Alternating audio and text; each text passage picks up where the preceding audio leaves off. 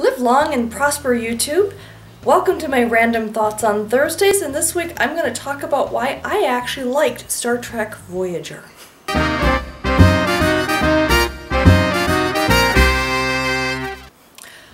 Okay, so Star Trek Voyager, I think, out of all the various Star Trek TV series out there that have ever been produced, so there was the original series, The Next Generation, DS9, Voyager, and Enterprise, I think Voyager tends to always become the bottom of the list. A lot of people cite it as their least favorite, and I know quite a few people who cite it as their most hated Star Trek series ever.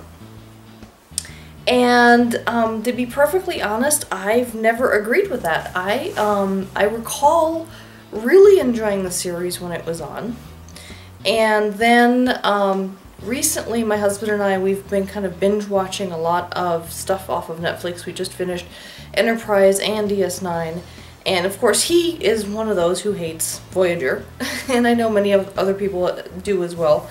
And so he didn't want to watch it, so I decided to watch it while I go to the gym and work out, so I can watch Netflix on my smartphone. And so I've been rewatching the series, and I'm about halfway through season 3 at this point. And I am, watching it cognizant of the fact that people, really thought it was a terrible series, even though I remember really liking it. And I'm watching it, and I'm like, you know what? I still really like it. For example, the strong female characters. I think that's one of the #1 reasons why I've always liked the show. I've always loved shows with stronger female characters. So going back to one of my other favorite series, Doctor Who, my absolute favorite companion of all time, and a lot of people don't think of her, was Leela. She was Tom Baker's companion, Doctor Who #4, and I liked her because she was one of the first companions who never whimpered, never whined, never cried, never... I mean, I know a lot of people cite Sarah Jane Smith as being one of the first really strong female companions who didn't scream every time they saw a monster, but she still whimpered and whined a little bit if you go back and watch some of her episodes, where Leela, her first instinct, instead of whimpering or whining when she saw something scary, was to take out her knife and try and stab it. And I loved that. So I've always really liked strong female characters. And I know a lot of people really didn't like Janeway, but I've always really liked Janeway. Back when the series was first airing, I just really liked her, and now, rewatching the series at this point, she's actually reminds me a lot of one of my favorite managers I've ever had. I don't know, she's very scientific. She's not spiritual at all, which I think I can relate to very, very much. But she seems very compassionate, and she cares a lot about making sure she doesn't impact other cultures and all this stuff. I mean, yeah, of course, if she hadn't made the decision to destroy the array at the beginning, first episode, which was saving the Ocampa people, but stranded them in the Delta Quadrant in the first place, yes, that was probably, maybe not the smartest decision in her part, but if she hadn't done that, well, the whole series wouldn't have existed. So another reason I like the show is it kind of brought back a sense of exploration that the series was starting to miss. I think because at this point in the Star Trek universe, the Alpha Quadrant, where we are, had been pretty much explored, pretty much knew all the planets out there, pretty much knew all the cultures out there, etc. And so there really wasn't much left to explore. And I know that they tried to do a lot of different things, with the Q and introducing the Borg and stuff in Next Generation, but there really wasn't that much left in terms of actual exploration. And then with DS9, they got a little bit of that with Gamma Quadrant, but then they went into the whole Dominion War thing, and so there wasn't as much exploration either. And so Voyager kind of brought that back.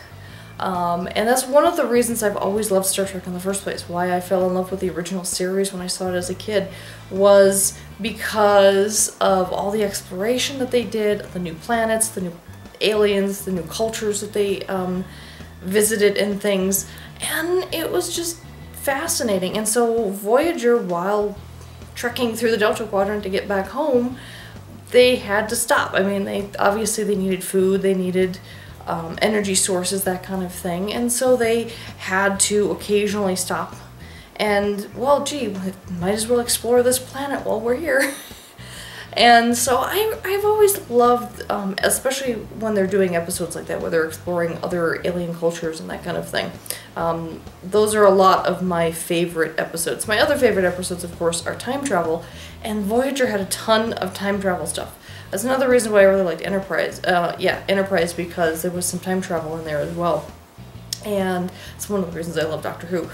Anything with time travel, you've got me hooked. Let's see, I loved some of the friendships on the show. There are, like Tom Paris and Harry Kim. I thought that was a really cute friendship, and I really liked to see how they developed that throughout the series. I loved the Doctor. Not only just because it's sort of an homage to Doctor Who by calling him the Doctor, not giving him an actual name. I thought that was kind of cute. But I love Robert Picardo, who played the Doctor on Voyager, because he was brilliant. He was absolutely brilliant. And I actually had a chance to meet him at a Starfest convention a few years ago, and he was such a personable, likable, just average guy, and the man can sing. For anyone who might have thought that it wasn't him really singing on Voyager, the man can sing. He actually did an entire concert at Starfest with just him and a mic and I think a piano, and that was it. So he's pretty accomplished actor. And I liked him on Stargate as well. I like him as an actor. Now, I know a lot of people didn't like Neelix and Kes. I wasn't necessarily fond of their relationship, especially when they were kissing and stuff. Something felt off there, especially considering she was, okay, Kampa only lived to be 9 years old, so at age 3 she was mid-20s, maybe? Mid to late 20s at that point. But she was 3 years old, so there was a little bit of a creepy factor with that. I can understand where people might have not enjoyed that part, but their friendship that they had with each other, I thought was really good. I really enjoyed that part of things. And individually, I liked Neelix. He was a little bit of a comic relief character on the show. He looked funny.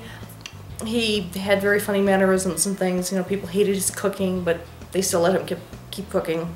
And while Kes wasn't necessarily one of the strongest female characters on the show, obviously there was B'Elanna and Seven of Nine and Captain Janeway, but and Kes was very soft-spoken. And I think a lot of the men that I know that don't like Voyager, they didn't like Kes because they didn't think she was attractive. Same reason I hear a lot about why they didn't like Captain Janeway. Well, I just didn't think she was attractive. Don't know what that has anything to do with anything. Like, do you have to have an attraction to a female character on a show in order to enjoy their performance on the show? I guess for some guys that's true, but I don't know. But I liked her. She was obviously more soft-spoken. She was more compassionate. She was always arguing from the more human point of view of things, let's consider this and that and the other. And I'll admit that she was somewhat of a predictable character, but there was one time she actually surprised me, where if you watch the show at all, remember the episode with Tuvix, where Tuvok and Neelix get merged into a single entity, and Kes was actually really struggling with losing Neelix. And even though Tuvix ended up being, like, way better person than either Neelix or Tuvok separately, at the end of the day, she surprised me when they figured out a way to separate them into separate individuals, and Tuvix resisted and said, no, you'll kill me if you bring back the other two, if you separate me into them again. And typically, Kes would always argue, like, oh, but, Tuvix is a great person, that kind of thing. you know, that's what I was expecting her to do, and she doesn't. Instead, she actually breaks down and tells Captain Janeway, she's like, I can't stand not having Neelix. I miss Neelix too much.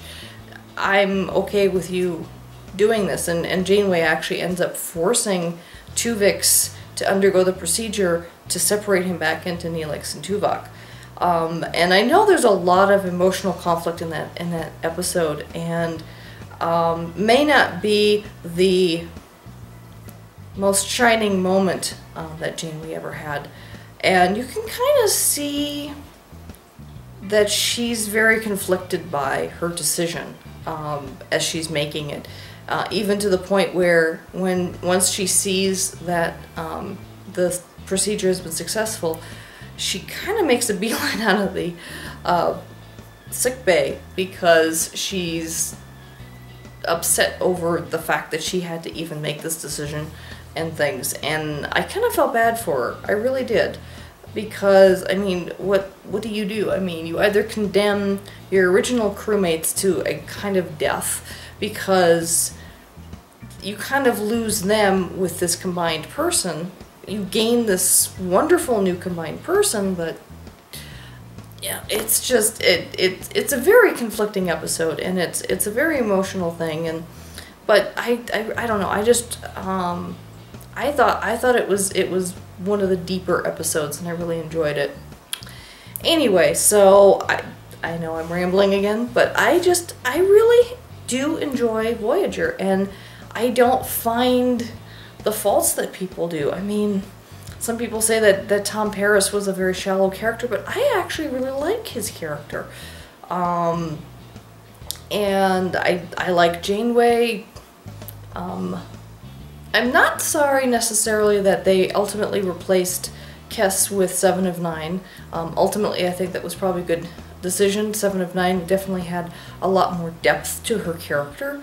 There was only so far that they could take the Kes character, really, and so she was kind of like a backdrop character more than anything else. And I think by bringing her to a point where she becomes a being of pure energy, I think that was actually smart. It's like, you know, showing her evolution with her mental controls and her mental powers, and the evolution of her not being, you know, among her people and not going through the normal day-to-day routines that they did, and allowing herself and freeing herself to explore her mental powers and everything. But eventually it reached its logical conclusion, and letting her go and bringing in Seven of Nine was definitely interesting, and exploring the Borg persona and what happens when you rescue someone from the Borg and try to separate them from the collective and all that stuff.